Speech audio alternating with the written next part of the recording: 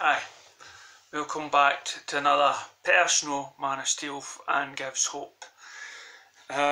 So, as I said in the last video, I was talking about Smallville on the ship, and people came over and we started talking, and I felt that it was my responsibility to show them how cool DC were. So then I decided upon myself, not only do I give them DC DVDs to watch, but I'll also give them books in order to explain what they are, and so I made a list what best books to start them with. So of course, so what best books to start them with? And of course, Batman Year One. I can't show you them all because they're all in a cupboard, far away, and it's just murder to get out of. So Batman, of course, Year One. The Dark Knight Returns. The more darker, more mature books I give them first. Green Arrow, Night of the Huntsman or something like that. Night of the Bowman. I can't remember his. Anyway. Give them that. I gave them most of what you would call Year One, Superman, whatever. But one of the most important books that I gave them was Identity Crisis. Identity Crisis for me blew me away. Introduction by Joss Whedon. And in the first couple of chapters, I was gobsmacked at what I'd seen. I'd seen what I presumed to be a rape scene on board of the Watchtower in space, but what the story really showed to me was the characters and why they wear masks and everything else, and it really captures from the well-known heroes to the small heroes like Atom, who plays a vital role, and this was also the sort of start-up point when you would go off to, is it the Omega book with Batman, what was another fantastic story about with Brother Eye, and in that you see, but I couldn't give them that book straight away. I'm trying not to say too much in case there's people out there who have not seen it. But of those who haven't read any DC, that would be a book that might turn you on to it. Anyway, the Omega Project as well.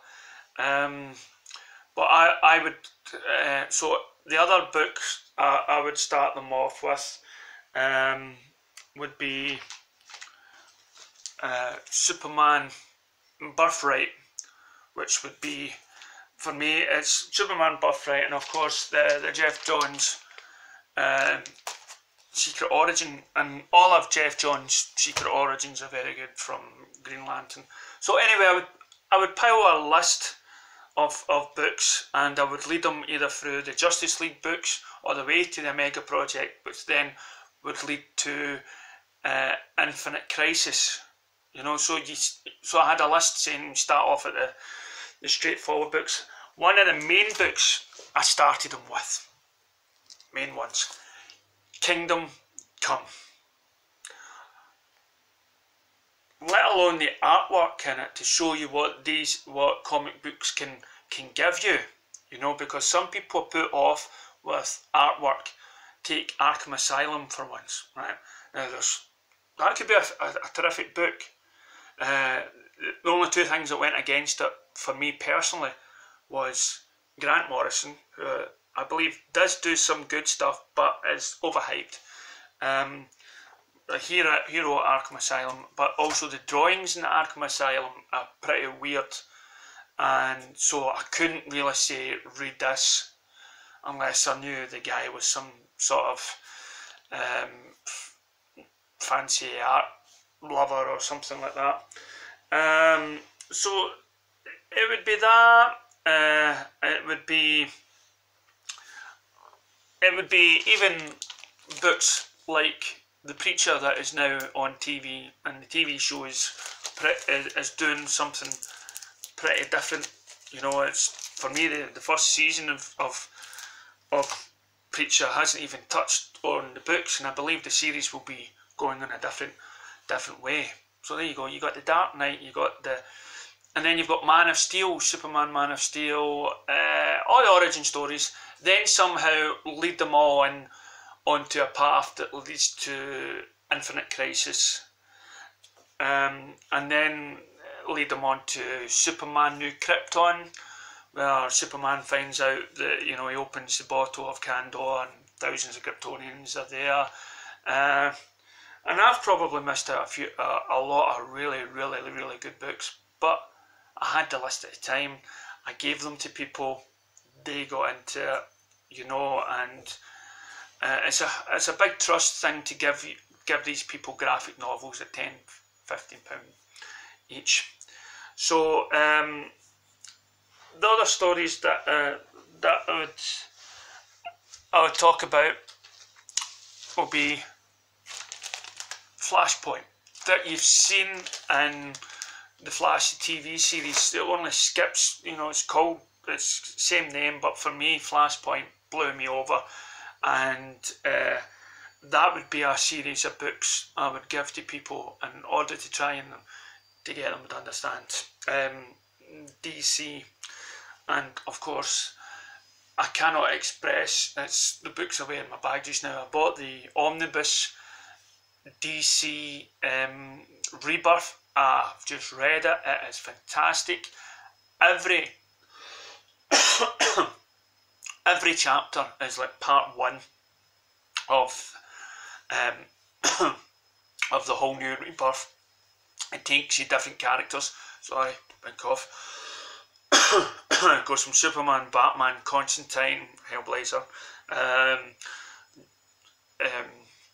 Teen Titans, Batgirl, Red Hood, Outlaws, just about, covers quite a lot. And every time I read the book, I wanted to find out what happened in chapter 2. So if they ever do an omnibus book 2, definitely worth it. I think I got the omnibus, as it says about that thing, but £40 odd, I believe. Yep, £40 odd I got in UK money, I believe.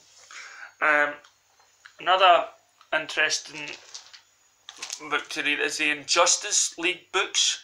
Fantastic. If you're a fan of the game, I would totally recommend it. There's again, the book sells more, gives you more than the game. The game's just a straightforward fighting game and stuff, but this, it shows you more of the world and everything else.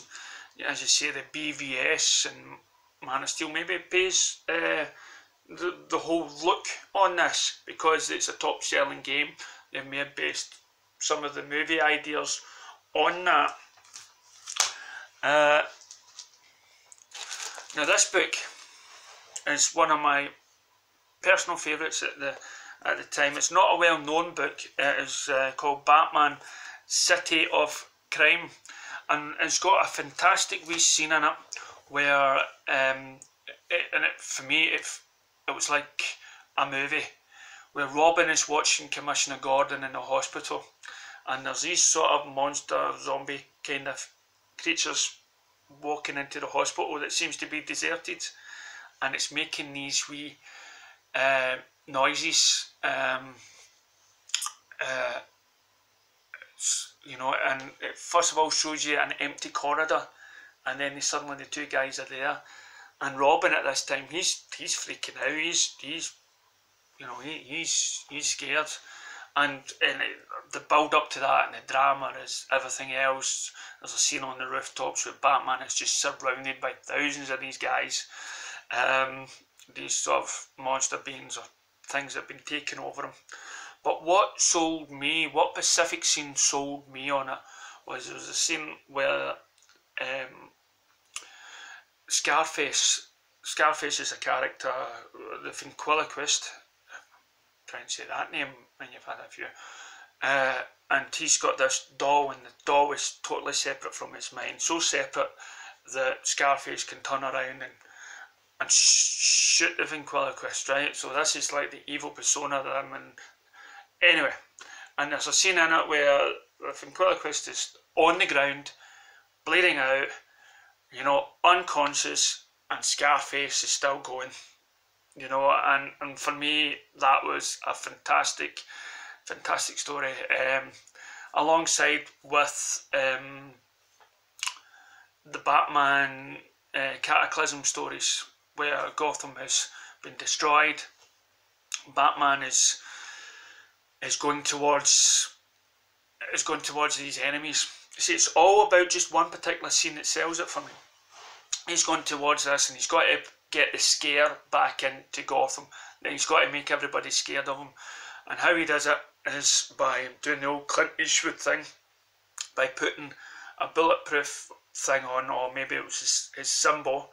So whenever anybody shoots Batman, and at this time they don't have bullets, it's like they have to bargain an apple for a bullet.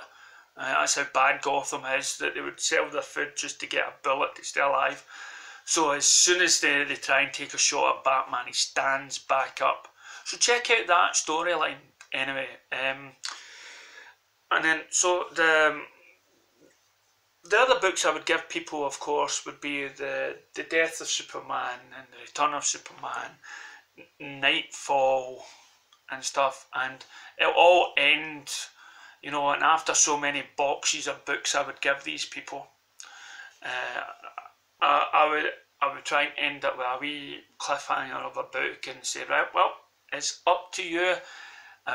You know, I'm not going to give you any more, but if you want to start your own collection, you know, that's up to you. And majority of them did. Majority of them have now started collecting comics, and in the past they drew me pictures and I loved it. So I'm hoping now that they're going to see films and TV shows that they wouldn't normally do. So when before Man of Steel came out, I heard Kevin Smith was coming to Glasgow, and Kevin Smith, I knew, was a big comic book fan, and I really wanted to meet him because he wrote a fantastic, he started off a great story arc called Green Arrow Quiver, and how can I say it? I only started reading Green Arrow after Quiver, and I had known that he had passed, or that he had died sacrificing himself in it. And Kevin Smith introduced humour, and if you've never read a Green Arrow book and you've read this, you could read this without knowing any of the past, and it made me collect the whole series.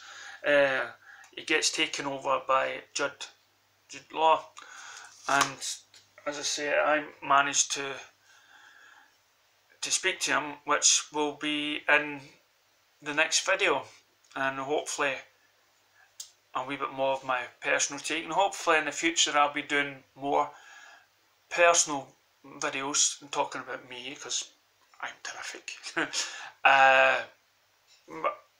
So listen, go to the page, Man of Steel Fan Gives Hope, and talk to us there. Send in messages, and we'll try and give you the most positive news we can. Thank you.